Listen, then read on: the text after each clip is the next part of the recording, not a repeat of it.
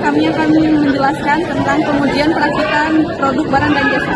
Perakitan adalah proses penyusunan atau penyatuan beberapa bagian komponen menjadi suatu alat atau mesin yang memiliki fungsi tertentu. Perakitan dimulai bila objek sudah siap untuk dipasang dan berakhir bila objek tersebut telah bergabung secara sempurna. Metode perakitan. 1. Metode perakitan yang dapat ditukar-tukar. Pada metode ini, bagian yang akan dirakit dapat ditukarkan satu sama lain karena bagian tersebut dibuat suatu pabrik secara massal dan sudah distandarkan bagaikan menurut ISO, DIN, JIS, dan lain sebagainya. 2. Perakitan dengan pemilihan. Pada metode ini, komponen-komponennya juga dihasilkan dengan produksi massal yang pengukurannya tersendiri menurut batasan-batasan ukuran. 3. Perakitan secara individual. Pada metode ini, pengerjaannya tidak dapat dipisahkan antara pasangan satu dengan pasangannya, karena dalam pengerjaannya harus berurutan bergantungan bagian sebelumnya. Jenis perakitan. Perakitan manual yaitu perakitan yang sebagian besar proses dikerjakan secara konvensional atau menggunakan tenaga manusia dan tanpa dibantu oleh alat-alat spesifik.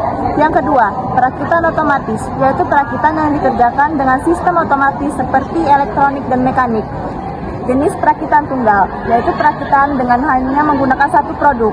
Jenis perakitan prosedur seri yaitu perakitan dilakukan dalam jumlah massal. Pengelompokan alat-alat. Pengelompokan alat berdasarkan penggunaannya yaitu 1. Peralatan yang digunakan secara berulang-ulang. 2. Peralatan yang sekali dipakai langsung ganti. 3. Peralatan yang hanya beberapa kali lalu diganti. 4. Peralatan yang digunakan sewaktu-waktu. peralatan yang harus diklasifikasi dalam perakitan produk agar berjalan dengan lancar serta baik dan tanpa ada hambatan yang harus disiapkan, diantaranya 1. Peralatan utama, alat yang terkait langsung dengan perakitan produk. 2. Peralatan pendukung, alat yang tidak secara langsung terkait namun tetap dibutuhkan. 3. Peralatan pelengkap, alat yang diperlukan hanya untuk melengkapi namun terkadang tidak diperlukan. Pengelompokan bahan-bahan terdiri 3 macam, yaitu yang pertama primer. Bahan primer merupakan bahan utama yang tidak dapat digantikan dengan bahan lainnya.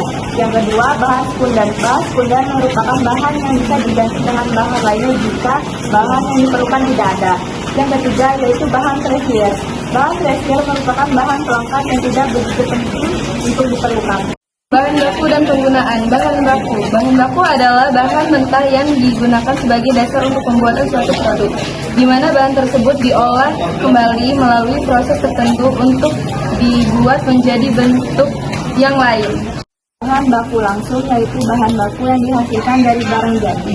Yang kedua, bahan baku tidak langsung adalah bahan baku yang proses produksinya tidak terlihat pada barang yang akan dibuat. Bahan penolong merupakan barang yang dimanfaatkan dalam proses produksi tetapi bukan bahan utama dari bahan baku untuk produksi yang dihasilkan. Standar alat dan bahan. Seorang wirausaha harus bisa menyusun daftar peralatan bahan produksi apa saja yang dibutuhkan secara tepat dan akurat agar tidak perakitan berjalan dengan lancar dan baik.